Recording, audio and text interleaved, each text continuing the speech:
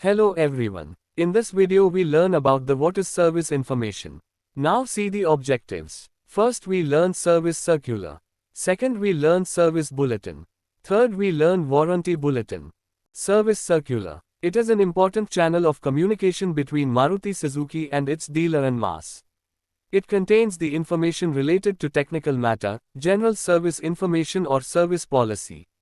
Technical matter. Technical information could be checking of vehicles for any defect as per procedure, quality information report containing technical countermeasures, announcement of any recall or service campaign etc. General service information, example.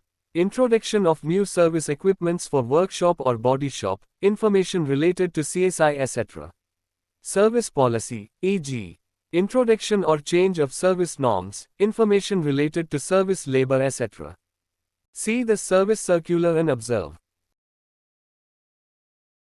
Now see the service bulletin.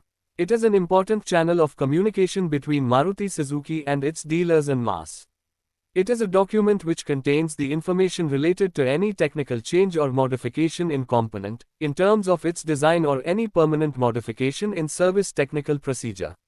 Note: in some cases, service bulletin is supported with one or more annexure to provide elaborated or additional details.